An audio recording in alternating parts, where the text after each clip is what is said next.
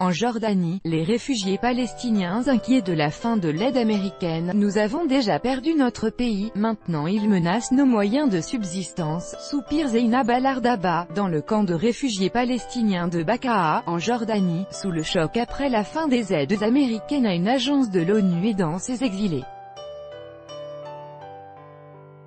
Madame Al-Ardaba est l'une des 119 000 réfugiés résidant dans cet immense camp, le plus grand de Jordanie, aux allées sinueuses jonchées de déchets et parcourues d'eaux usées.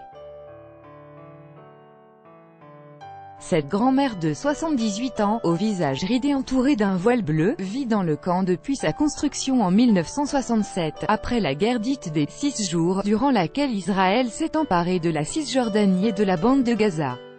Si la plupart des résidents du camp sont arrivés à la même période, certains ont fui leur terre d'origine dès 1948, lors de la guerre ayant éclaté après la création d'Israël. Où devrions-nous aller, maintenant qu'ils s'en prennent même à nos moyens de subsistance?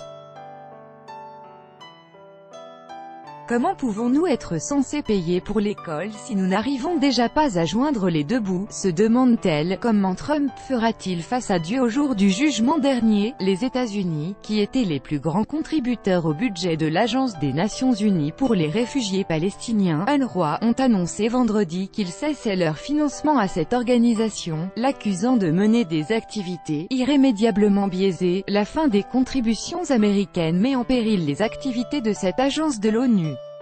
Des écoliers palestiniens, réfugiés dans le camp de Bakaa en Jordanie, suivent une leçon dans leur école gérée par l'UNRWA, l'agence de l'ONU pour les réfugiés palestiniens. Le 2 septembre 2018, copyright AFP, Ahmad Abdo. Créé en 1949, l'UNRWA aide plus de 3 millions de Palestiniens sur les 5 millions enregistrés comme réfugiés, notamment à travers un réseau de plus de 700 écoles et de centres de santé, dans les territoires palestiniens mais aussi au Liban, en Jordanie et en Syrie.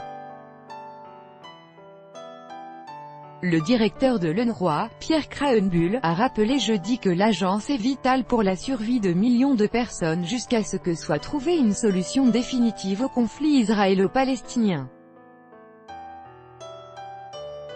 Seul Dieu connaît les conditions difficiles auxquelles nous sommes confrontés dans les camps.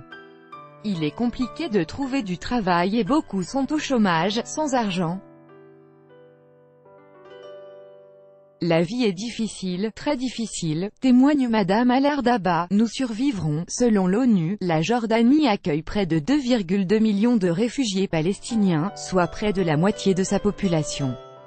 La décision américaine, injuste et irresponsable, aura de grandes conséquences sur la vie des Palestiniens, affirme Hussein Abouchana, qui vit au camp de Bakaa avec ses 4 enfants et une vingtaine de petits-enfants. Mais qu'importe ce qu'ils nous font, nous les Palestiniens, nous survivrons, assure cet homme frêle. Considéré comme provisoire après la guerre de 1967, le camp de Bakaa, ses 16 écoles et ses 2 centres médicaux ressemblent aujourd'hui à une vraie ville.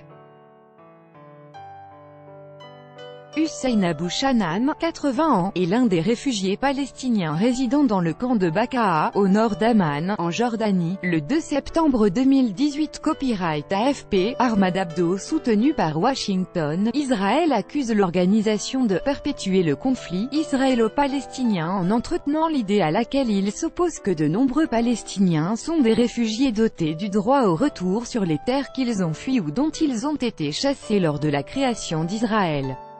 Mais pour les Palestiniens, le droit au retour est essentiel. Si les Américains ne veulent pas nous aider, ils peuvent nous rendre notre pays, nos terres et nos propriétés, dit Najia Faraj. Nos familles possédaient autrefois de grandes maisons, des fermes, des animaux. Aujourd'hui, nous supplions pour recevoir de l'aide, soupire Madame Faraj, qui vit dans le camp avec ses 13 enfants avec seulement 130 € par mois. Plus d'un demi-siècle après nous avoir expulsés de nos maisons, ils s'attaquent à nos vies et à nos moyens d'exister. Que veulent-ils de nous? Hani Al-Jabara, père de 2 enfants, affiche son anxiété alors qu'il sort d'une épicerie du camp où il a acheté du pain. Que Dieu vienne en aide à ces gens.